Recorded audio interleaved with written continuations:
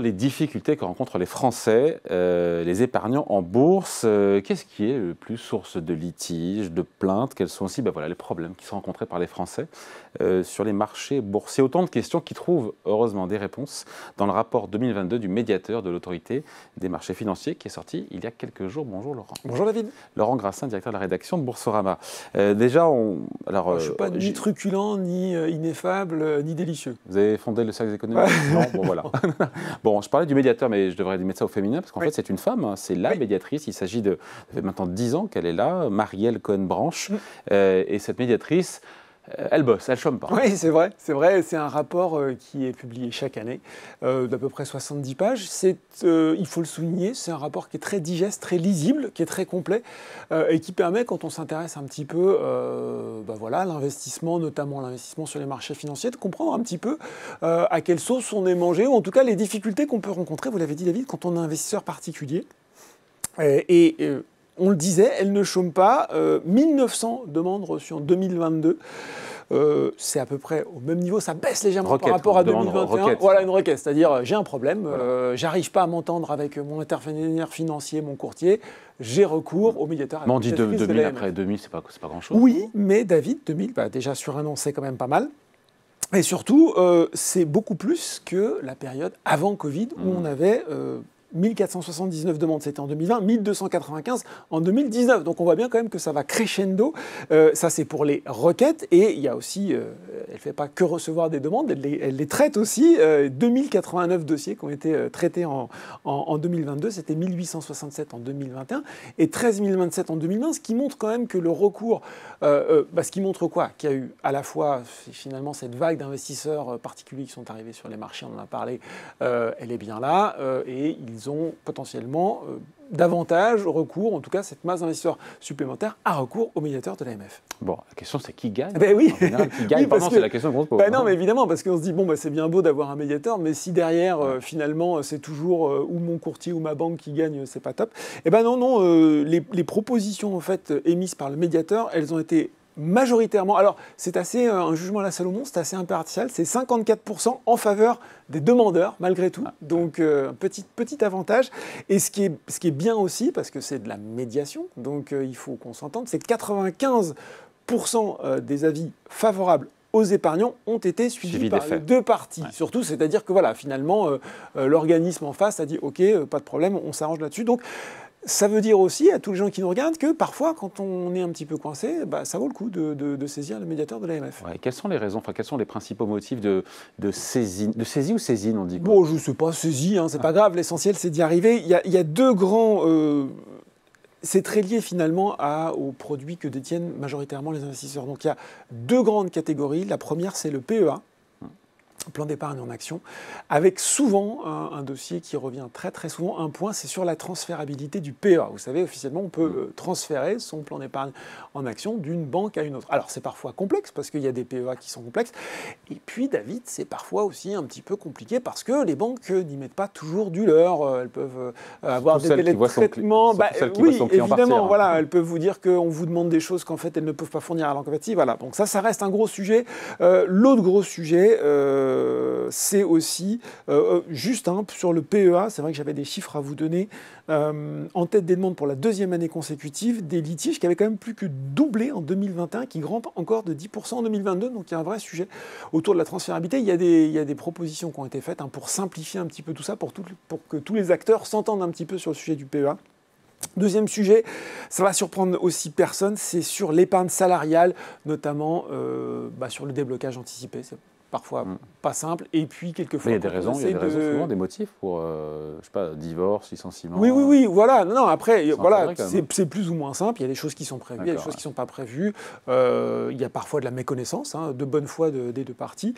Et puis, des transferts aussi de dispositifs d'épargne retraite. Là aussi, c'est pas toujours simple. Alors, ce rapport, Laurent, c'est une plongée qui est très instructive dans les pratiques des investisseurs, leurs incompréhensions, leurs erreurs. Est-ce qu'il n'y a pas des exemples concrets, notamment en matière de bourse? Il y a un grand classique, et on se rend compte qu'année après année, ça a quand même du mal à progresser. Ce sont les ordres de bourse, David. Alors ça semble comme ça assez surprenant. Mais on se rend compte que les ordres de bourse, et pas forcément les plus compliqués, on pourrait penser aux ordres suiveurs, aux ordres en séquence, aux ordres à plage, seuil de déclenchement, tout ce qui nécessite un petit peu de complexité. Mais non, on se rend compte que même sur les ordres au marché, il y a parfois des incompréhensions. L'ordre au marché, c'est vous achetez un titre, peu importe le prix, vous n'avez pas de maîtrise sur le contrôle du prix. Mais on est servi. Pardon. On est servi. Et on est servi, voilà, exactement. Et donc, parmi les exemples qui sont retenus, c'est un investisseur qui avait souscrit une introduction. En gros, il avait passé un ordre au marché à l'ouverture, il avait calé, j'imagine, son prix sur l'offre à prix ferme, hein, puisque vous savez, quand un titre est introduit, il peut l'être sur une fourchette ou à prix ferme, sauf que le titre s'est envolé tout de suite, il a été servi, mais visiblement à un cours près de 2 fois supérieur à ce qu'il avait estimé, donc il s'est retrouvé en déficit, en débit sur son compte. Voilà, donc c'est peut-être un petit rappel qu'il y a un petit peu de culture générale à améliorer sur la maîtrise des ordres. Autre sujet aussi qui ressort, c'est sur les DPS, vous savez, les droits préférentiels de souscription. Ce sont des outils qui sont utilisés dans le cadre d'augmentation de capital. Là aussi, il faut savoir que... Pour les actionnaires anciens qui souscrivent exactement, à l'augmentation de capital. Exactement, merci de la précision. Ce n'est pas comme détenir une action. Il faut les exercer, les acheter ou les vendre dans un délai imparti, délai qui peut être par ailleurs parfois raccourci par votre teneur de compte. Donc, là aussi, il faut faire attention, pas se retrouver avec des mauvaises surprises. Là aussi, l'AMF nous explique que dans les futurs prospectus d'augmentation de capital, ces délais précis d'exercice des DPS soient vraiment bien indiqués, effectivement. Bon, c'est un peu les classiques, pardon. C'est un peu des classiques, mais ce qui montre qu'il y a du boulot. Il y a un truc moins classique qui est assez drôle, même assez inattendu, c'est l'AMF, la médiatrice de l'AMF nous explique qu'il y a quand même du développement des investissements à l'étranger, sur les marchés actions étrangers, notamment américains. Ah oui. Alors on pourrait se dire Tesla, Google, non, David, c'est pas forcément sur Apple, c'est sur les microcaps américaines. Alors microcaps américaines, c'est quand même toujours plus gros qu'une française, on est entre 250 et 300 millions.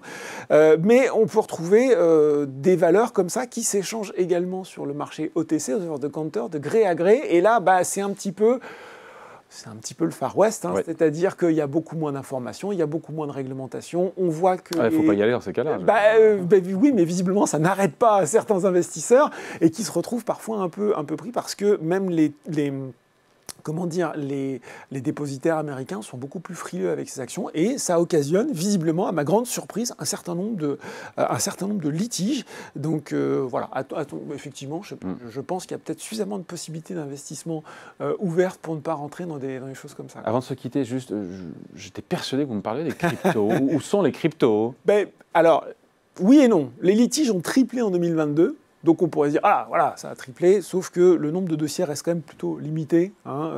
54 dossiers, 17 qui étaient en fait recevables, c'était 6 sur 44 en 2021, donc ça reste quand même la portion relativement congrue. Ce qu'on peut dire dans les dossiers irrecevables, c'est qu'il y en a qui étaient plus ou moins de l'escroquerie. Voilà. Peut-être un point à préciser, c'est sur ce qu'on appelle les ICO, les Initial Coin Offering, qui est un peu l'équivalent dans le domaine de la crypto de l'IPO, c'est-à-dire que là, on émet des jetons. Attention, certaines de ces ICO peuvent avoir le visa de l'AMF. Il est optionnel, ce visa, c'est un plus, ce qui ne rend pas pour autant l'opération illégale quand on ne l'a pas. En revanche, quand il n'y a pas de visa de l'AMF, vous pouvez parcourir au médiateur de l'AMF. Ça semble se tomber sous le sens, mais c'est bon de le savoir. Peut-être là aussi, si vous voulez une garantie de sécurité, être plutôt se positionner sur des opérations qui ont ce petit tampon. Morale de l'histoire encore une fois, ce nouveau rapport 2022 du médiateur de l'autorité des marchés financiers. Deux morales de l'histoire. Un, il faut encore faire des efforts sur la transférabilité du PEA. C'est vraiment un sujet. Et deux, il faut vraiment, vraiment bosser ces ordres de bourse. Sur Boursorama, on a un guide complet. Je fais un petit peu de pub. Des ordres de bourse très expliqués avec des exemples très concrets qui permettent de savoir comment fonctionne un ordre du plus simple au plus compliqué. Voilà, il faut réviser un petit peu et puis on espère que sur ce point particulier, les litiges vont baisser. Allez, merci beaucoup. Merci David. Salut Laurent.